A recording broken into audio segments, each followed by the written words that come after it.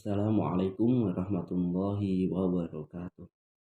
Saya Insan Hubah Hakiki, mahasiswa program Magister Pendidikan Agama Islam Universitas Sultan Agung Semarang. Saya akan mereview sedikit tentang apa yang telah saya baca pada buku Islam dan Sosialisme karya Haji Umar Said Surah Aminot. Ada 4 poin besar atau 4 garis besar yang akan saya bahas tentang buku ini. Yang pertama yaitu tentang siapakah Hosdar Aminoto itu. Lalu yang poin kedua adalah apa yang dimaksud dengan sosialisme. Dan poin yang ketiga adalah sosialisme dalam Islam. Dan poin yang terakhir, harapan dan petunjuk bagi umat Islam. Yang perlu kita ketahui atau kita masuk ke poin yang pertama. Siapakah itu Hosdar Aminoto? Mungkin Hosdar Aminoto, nama tersebut tidak asing didengar oleh kita atau oleh masyarakat luas, karena Hosdar Aminoto adalah nama jalan protokol ya di beberapa tempat, di beberapa kota kabupaten di Indonesia. Namun banyak dari kita yang tidak tahu siapakah itu Hosdar Aminoto. Padahal namanya sebegitu banyaknya terpampang dan dibuat nama jalan di kota-kota di Indonesia. Hosdar Aminoto atau Haji Umar Said Surah Aminoto adalah salah satu tokoh pergerakan dan pahlawan nasional yang lahir di Madiun. Beliau, Haji Umar Said Surah Aminoto, itu mempunyai nama kecil bernama Umar Said, dan beliau lahir tanggal 16 Agustus 1882 Masehi. Beliau lahir di Madiun. Beliau lahir dari keluarga dari ayahnya itu darah biru, karena ayahnya yang bernama Raden Mas Cokro Miseno itu adalah anak dari Bupati Ponorogo yang bernama Mas Adipati Cokronegoro. Dan beliau sendiri berasal dari keluarga yang ada di desa Tegal Sari. Tegal Sari itu ada di Ponorogo. Dan dari jalur ibunya ibunya ini adalah anak dari atau putri dari salah satu kiai atau ulama yang lumayan masyhur dan lumayan besar pengaruhnya di Ponorogo dan Jawa Timur pada saat itu, yang bernama Kasan Besari. Dan Kasan Besari ini konon juga salah satu tokoh yang mempunyai keturunan yang menjadi ulama saat ini atau menjadi kiai-kiai pada masa selanjutnya, yaitu salah satu yang setahu saya salah satu yang menjadi keturunan Kiai Hasan Besari adalah Kiai Haji Abdurrahman Wahid atau Gus Dur. Selanjutnya saya akan jelaskan secara singkat bagaimana kisah beliau. Kisah beliau itu berawal dari umur 20 tahun. Umur 20 tahun beliau telah lulus dari sekolah Osvia. Osvia ini adalah sekolah Belanda seperti PDN kalau sekarang, yang lulusannya ini langsung diangkat menjadi pegawai negeri atau pegawai pemerintahan Belanda pada saat itu. Beliau sekolah di Osvia pada tahun 1902 dan beliau lulus pada usia 20 tahun. Lalu beliau 3 tahun menjadi pegawai Belanda. Di tahun 1905 beliau memilih untuk terjun ke dunia jurnalistik dan menjadi wartawan. Dan di tahun 1905 di kota Surakarta berdiri organisasi yang bernama Serikat Dagang Islam, yang diinisiasi oleh Haji Samanhudi yang fokusnya adalah mengadvokasi dan membela hak-hak pedagang pribumi, terutama pengusaha atau pedagang batik yang ada di Surakarta dan sekitarnya, karena sangat tertekan dengan kondisi kondisi saat itu yang eh, dihimpit oleh pedagang-pedagang Tionghoa dan pedagang-pedagang Eropa, terutama Belanda. Lalu di tahun 1912 di Kongres Sarekat Dagang Islam di Surabaya, Sarekat Dagang Islam berubah nama menjadi Sarekat Islam dan pucuk pimpinan Sarekat Dagang Islam diserahkan dari Haji Samanhudi ke Haji Umar Said. Uh, pada saat itu belum haji, diserahkan kepada Cokro Aminoto, Umar Said, Cokro Aminoto. Dan SDI yang awalnya hanya fokus pada isu-isu ekonomi berubah menjadi Sarekat Islam. Maka Sarekat Islam ini lebih luas cakupannya untuk mengurusi segala hal termasuk politik dan sosial. Lalu di tahun 1923 mulai nampak masa kejayaan Sarekat Islam yang berubah, yang tadinya Sarekat Dagang Islam, dan ketika itu Partai Komunis Indonesia mulai menancapkan pengaruhnya, mulai masif, mulai banyak anggotanya, rekrutmen yang mulai masif. Maka inisiatif dari Sarekat Islam untuk benar-benar terjun di politik praktis, mereka mengubah namanya dari Sarekat Islam menjadi Partai Sarekat Islam. Lalu pada tahun 1926 Umar Said Aminoto itu berangkat ke Mekah untuk melaksanakan ibadah haji, dan ketika ibadah haji beliau bertemu dengan atau beliau berkunjung dengan Muktamar Alam Islami untuk membahas atau menggalang kerjasama Islam dunia internasional. Dan di tiga tahun selanjutnya, tahun 1929 Partai Sarekat Islam berubah nama lagi menjadi Partai Sarekat Islam Indonesia. Dan 5 tahun setelahnya, pada saat Kongres PSII Partai Sarekat Islam Indonesia ke-20 di Banjarnegara, Haji Umar Said Aminoto atau Hussein Aminoto merilis wasiat yang berjudul Pedoman Umat Islam. Dan setelah kongres itu pada bulan Maret, bulan kemudian, tepatnya tanggal 17 Desember tahun 1934, Haji Umar Said Aminoto meninggal atau wafat di Yogyakarta. Lalu kita menginjak atau kita ke bab atau ke bagian 2. Di bagian 2 ini atau di buku juga menjadi pembahasan di bab 2 itu adalah definisi sosialisme. Di sini Hussein Aminoto mengawali penjelasan tentang sosialisme dengan menyebutkan apa arti secara bahasa sosialisme ini dari 5 bahasa. Yang pertama bahasa Latin, socius, bahasa Belanda, sosialisme itu make, bahasa Arab, sosialisme itu sahabat atau asyirah, bahasa Melayu itu teman, dan bahasa Jawa itu kita. Nah, setelah itu beliau Hussein Aminoto menjelaskan bahwa sosialisme adalah paham yang mengutamakan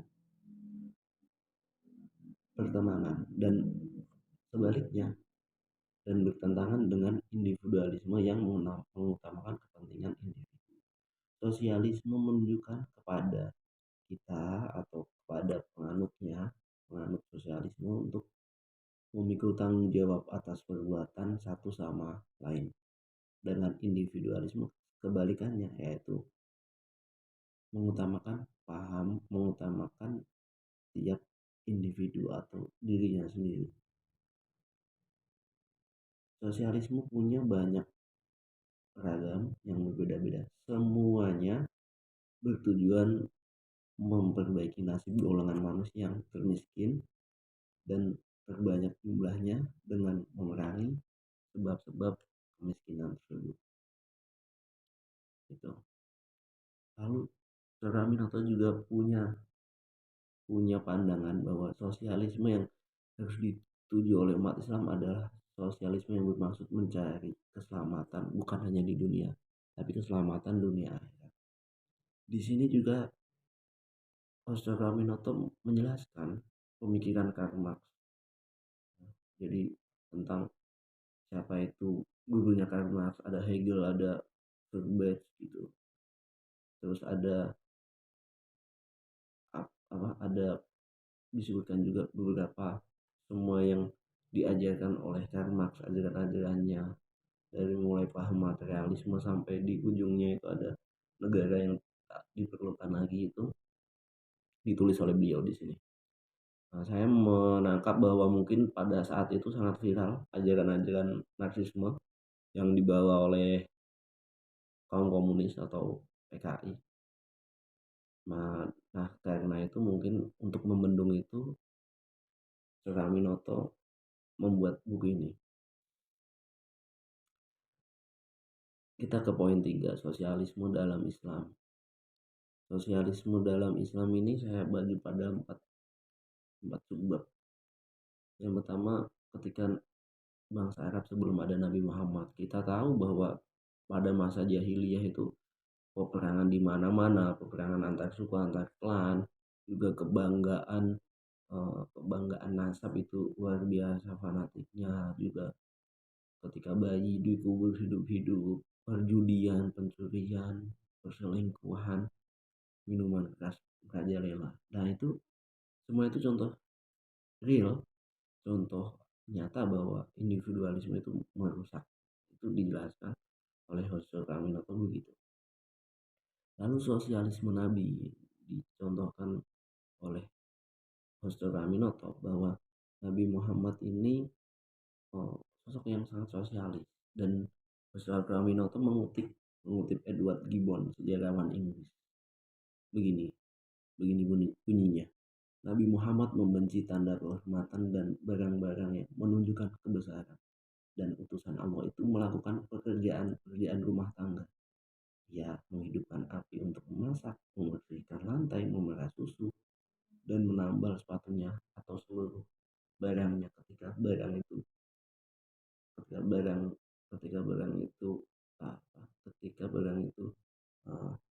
sobek atau bolong ya. Lalu dicontohkan juga bagaimana Nabi Muhammad ketika budaknya Zaid Harisah itu meninggal, beliau ditanya, apa yang membuat engkau wahai Nabi sangat berduka gitu. Nabi Muhammad menjawab, seorang sahabat menyayangkan kehilangan sahabatnya yang paling setia. Jadi beliau merasa sangat terpukul sekali dan menganggap budaknya ini Zaid bin Harisah ini sebagai sahabatnya yang paling setia. Di sini Hosea Kaminoto juga menampilkan sosialisme atau sifat-sifat sosialis dari para khulafaur rasyidin. Pertama, Sayyidina Abu Bakar. Sayyidina Abu Bakar itu diceritakan di sini bahwa beliau tuh selalu kalau ketemu dengan orang selalu ketika ketemu dengan orang berpesan bahwa perhatikan orang-orang yang membutuhkan, perhatikan orang-orang yang lemah, perhatikan kaum mustadafin gitu. Lalu Khalifah Umar yang mempunyai hobi tidur dengan kaum miskin. Juga pada suatu ketika Sayyidina Umar ini bergantian menaiki unta. Bergantian dengan siapa? Bergantian dengan budaknya gitu. Padahal secara logika pada saat itu bahwa pemimpin di Arab itu saling membanggakan diri gitu dan saling ingin dilayani, tapi tidak dengan Sayyidina Umar ini. Selanjutnya adalah Sayyidina Utsman. Sayyidina Utsman itu mentasarufkan hartanya untuk membeli banyak sumber air gitu, dan dia merasa bahwa semua hartanya ini lebih maslahah ketika bisa ditasarufkan untuk umat. Dan pada suatu ketika dikepung musuh, Sayyidina Utsman ini mau dibela sama sama pengawalnya, akan tapi Sayyidina Utsman nggak mau, lebih baik tidak ada pertumpahan darah, kalau bisa tidak ada pertumpahan darah, lebih baik tidak ada pertumpahan darah gitu. Lalu Sayyidina Ali diceritakan di buku Islam dan Sosialisme ini bahwa beliau ini pernah eh, ketika berperang itu pasti mendoakan musuhnya yang baik-baik gitu. Jadi eh, supaya semua itu sama-sama baik gitu. Jadi nggak pernah mendoakan yang jelek-jelek pada musuh. Lalu selanjutnya imperialisme Muslim, ada 3 poin. Yang pertama, kekuasaan pemerintahan Islam. Ini ditancapkan dasar-dasarnya oleh Nabi Muhammad dan diikuti oleh keempat Khulafaur Rasyidin, dan itu semua dijelaskan oleh Ustaz Aminoto bahwa keempat-empatnya ini sukses menjalankan misi.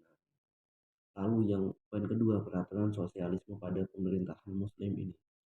Ini dikisahkan bahwa dulu gubernur yang menjabat itu tidak boleh memakai fasilitas negara ketika dia beraktivitas dengan kepentingan, dia beraktivitas sehari-hari yang tidak untuk melayani umat. Lalu yang kritik sosialisme Muslim dan politik Islam. Di sini Master Raminanto menampilkan kritik dari Prof. Theodor Noldeke.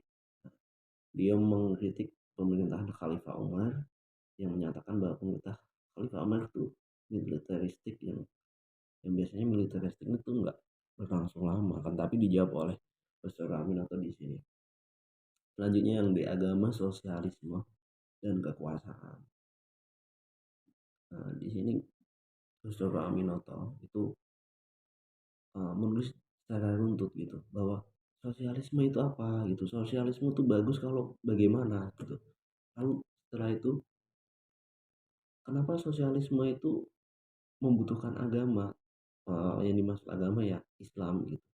Kenapa kalau sosialisme aja ini nggak bisa pas dan malah menjadi hanya apa ya, hanya menjadi angan-angan belaka atau menjadi suatu kekuatan ekstrim yang meluluh lantakan hal-hal yang sebelumnya malah malah baik gitu. Jadi tidak mendatangkan kemakmuran, malah sebaliknya gitu.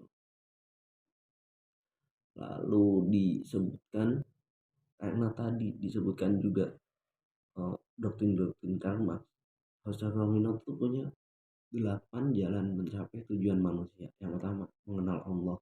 Dua, mempelajari keindahan yang sempurna, keindahan Allah maksudnya, keindahan Allah, keindahan ciptaannya.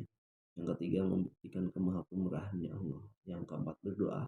Yang kelima, mencari jalan dengan mengeluarkan kekayaan, menggunakan seluruh kekuatan dan kecerdasan fisabilillah atau di jalan Allah. Yang keenam, berbuat hati dan teguh atas semua cobaan. Yang ketujuh, bergaul dan berkumpul dengan ahli ibadah. Yang kedelapan, impian yang suci. Nah, di akhir itu beliau punya quotes atau punya kesimpulan gini: Alexander the Great, Napoleon Bonaparte, dan beberapa pahlawan telah memperoleh kemenangan yang besar. Tetapi kemenangan tersebut tak berpengaruh baik pada kemanusiaan, berlainan sekali dengan kemenangan Nabi Muhammad dan para nabi yang lain. Sungguh pun kemenangan dalam peperangan itu menyenangkan hati orang, tapi kemenangan yang demikian bukanlah satu anasir yang kekal dalam pimpinan hidup kemanusiaan. Kemenangan yang kekal tidak ada yang lain kecuali kemenangan yang diperoleh dalam perang budi. Dan dalam memperoleh kemenangan yang demikian, Nabi Muhammad tidak ada bandingan kebesarannya di segala zaman. Begitulah akhirnya Islam dan mengatur menguasai zaman. Itu di bab yang di bagian 3. Lalu di penutup itu Master Aminoto menulis pesan-pesan buat syarikat Islam, anggota syarikat Islam. Beberapa cuplikannya adalah hendaklah kamu bergerak terus, berserikat yang kuat-kuat, kalau ada sebesar-besarnya nafsumu, hendaklah kamu pergunakan dan kamu pimpin untuk mencapai persatuan yang sempurna di antara kamu. Dan ada 17 pesan, 17 pesan uh, untuk dipadomani oleh pengikut anggota syarikat Islam, dan ada sumpah syarikat Islam. Sekian dari saya, kurang lebihnya mohon maaf. Wassalamualaikum warahmatullahi wabarakatuh.